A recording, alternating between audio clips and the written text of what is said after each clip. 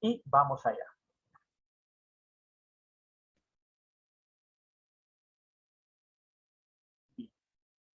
Esto que ustedes ven es prácticamente cómo luce una farmacia china.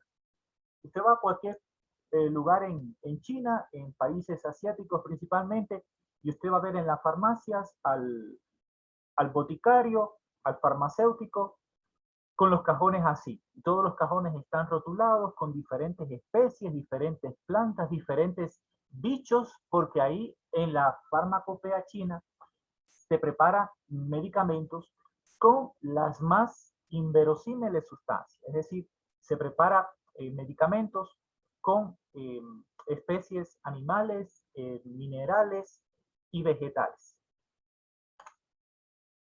Bien, aquí tenemos el índice de temas. Avancemos. Bueno, la definición.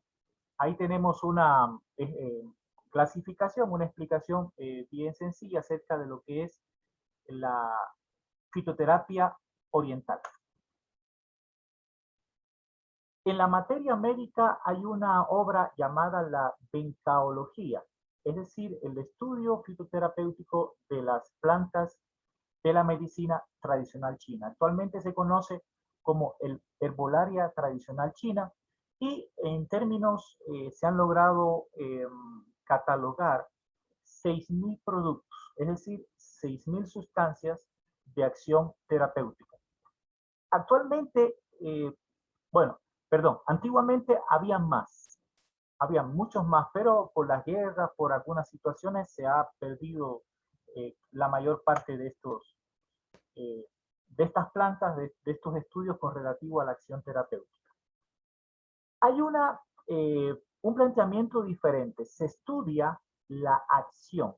A diferencia de la fitoterapia occidental, que la fitoterapia occidental se centra en el aspecto químico, es decir, la acción farmacológica ponderable de las sustancias, es decir, los principios activos de las plantas medicinales o la fitoquímica, que eso veremos más adelante. En cambio, la medicina tradicional china plantea algunos aspectos diferentes. Por ejemplo, se basa mucho en la naturaleza.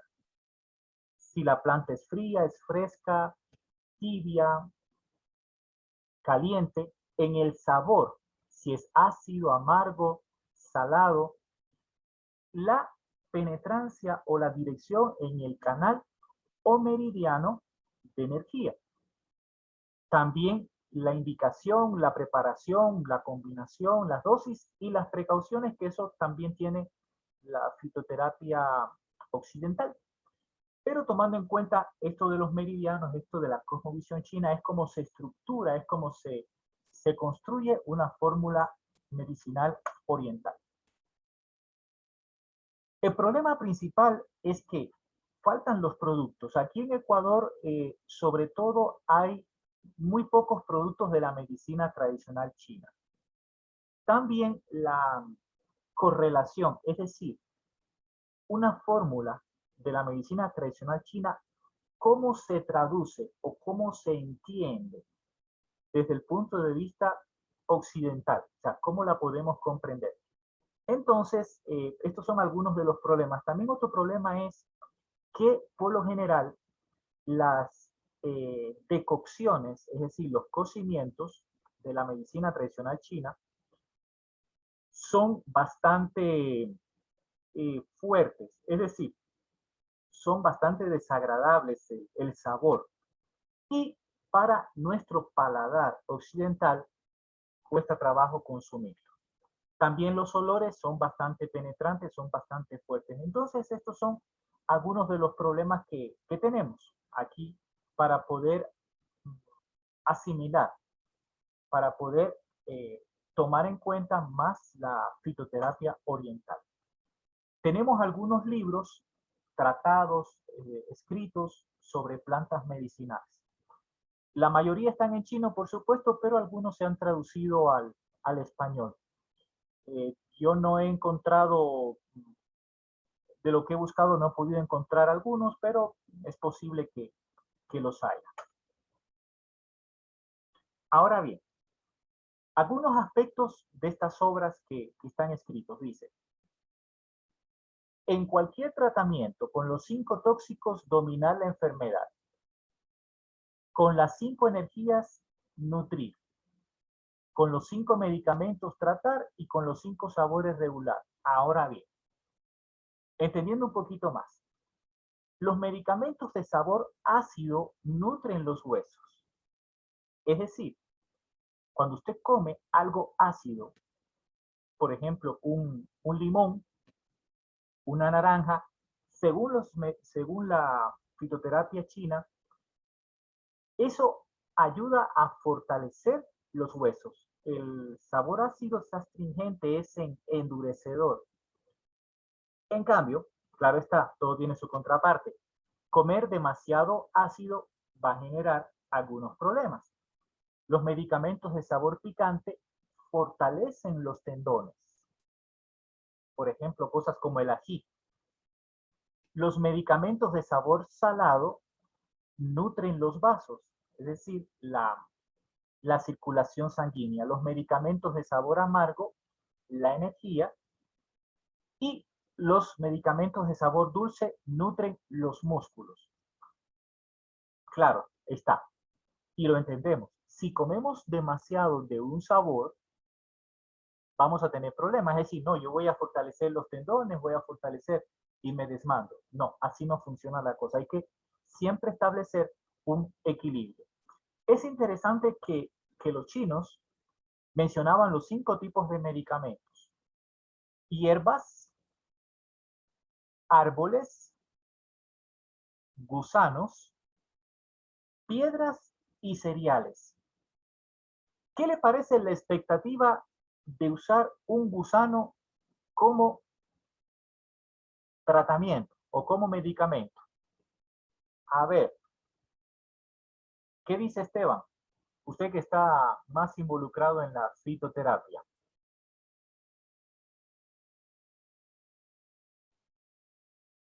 ¿Yo, doctor? Sí, Ya. O sea, de utilizar un gusano, dice. ajá. O sea, ¿qué le viene a la mente o qué siente o qué? Bueno, o sea, hay muchos, bueno, en la rama de lo que es esta medicina, en verdad hay bastantes medicamentos que hacen a base de lo que son animales, gusanos. Por ejemplo, también tenemos lo que es la hormiga, el ginseng hormiga que sacan directamente de las hormigas, que les ayuda bastante para problemas artríticos, articulares. Entonces, o sea, es una técnica para mí que es excelente porque si uno puede aplicarla en beneficio de uno, sí, o sea, es bueno, ¿no? Para mi Excelente. parecer. Sí, Y también hay esos animalitos de estos, no me acuerdo cómo se llaman, que parecen crudos, ya. estos animalitos que se los comen, no me acuerdo Los, cómo se llama, chantacuro creo los que son, gusanos de la chonta. sí, Sí, sí, de ajá. los chantacuros. También son beneficiosos. Entonces, mire, tenemos también los honguitos estos naturales para el yogur, el yogur natural que nos ayuda bastante como probiótico para nuestro organismo. Entonces son beneficiosos en cierta expectativa para nuestra salud, ¿no? O sea, me Sí, parece una muy buena. excelente. Y sí, de hecho, de todos estos 5, los medicamentos de origen animal tienen la mayor potencia, es decir, tienen la mayor efectividad o alcance terapéutico. Es bien interesante. Y esto tiene un sentido de ser. ¿Por qué razón? Verán, si usted analiza eh, en la cadena biológica, es decir,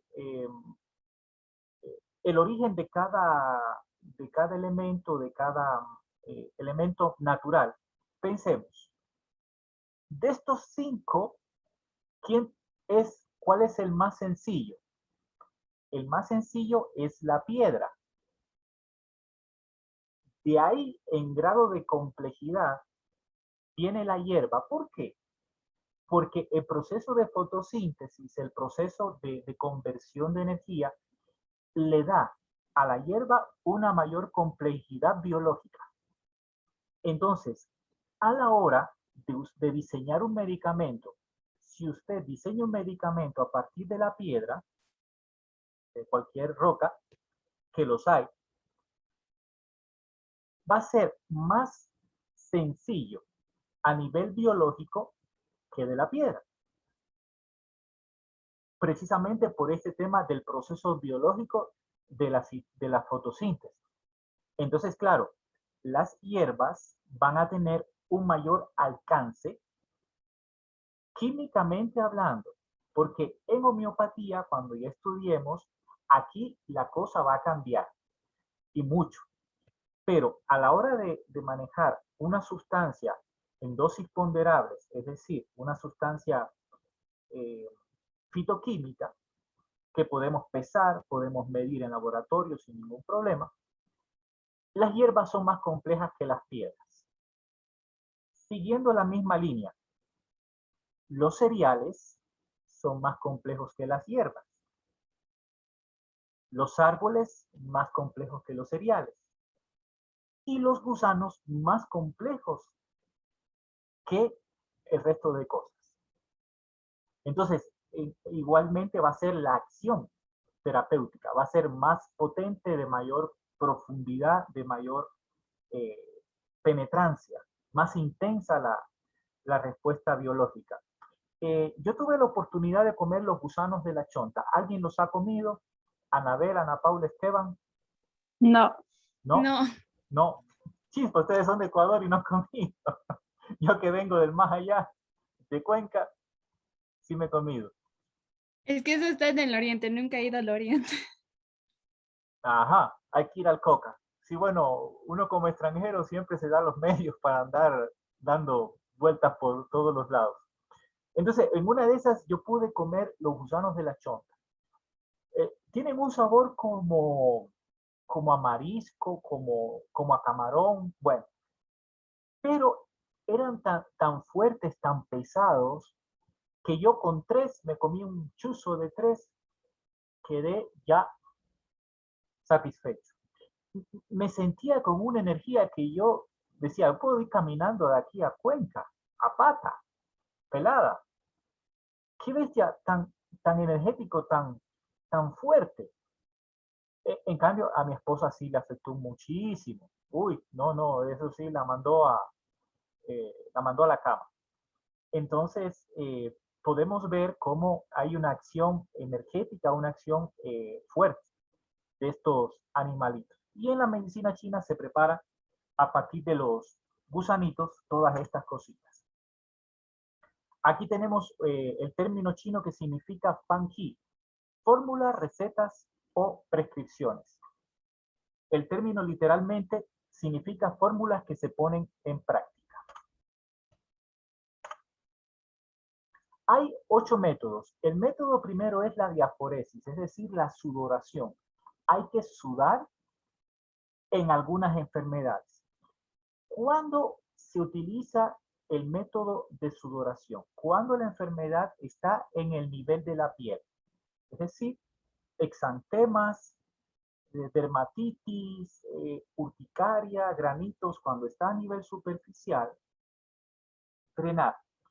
Inclusive en las parálisis faciales también, porque en la parálisis facial el 90% de las veces es un ataque de viento nocivo, es decir, el viento que viene de fuera provoca una vasoconstricción de los canales, de todos los meridianos y también de las arterias, de los músculos y del sistema nervioso principalmente, de los nervios, del nervio trigémino, que es el principal afectado. Entonces, en esos casos, hacer sudar, es decir, promover la sudoración. Aquí tenemos algunas indicaciones, inclusive también en dolor o inflamación en las etapas iniciales, claro está. Comezón, urticaria.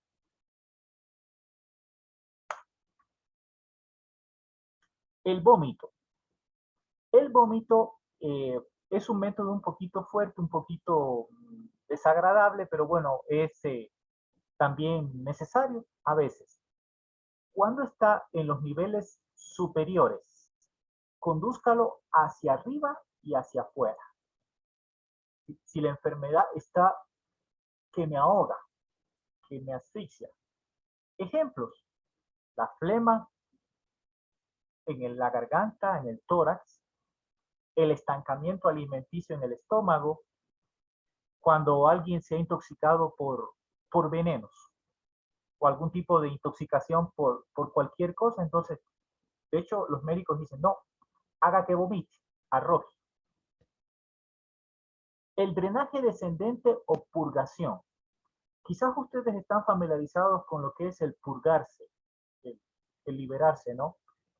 Habíamos visto lo que era la hidroterapia colónica, es decir, cuando uno por el recto colocan una manguerita, eh, mandan agua o café, también agua con café, con la borra del café, a fin de poder hacer ese trabajo de limpieza. Bueno, la purgación es a través del ano, a través del recto. ¿En qué caso se utiliza esta técnica, este método?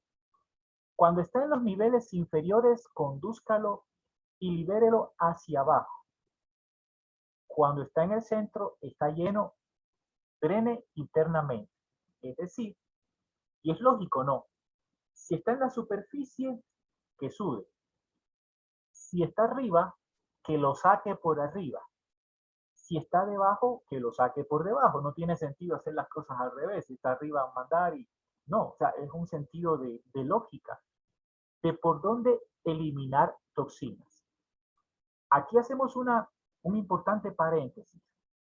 Cuando usted está enfermo, cuando una persona está enferma y se le da una medicina, una pastilla o cualquier antibiótico, medicamento y se siente bien, uno puede decir ya está curado. No, señor.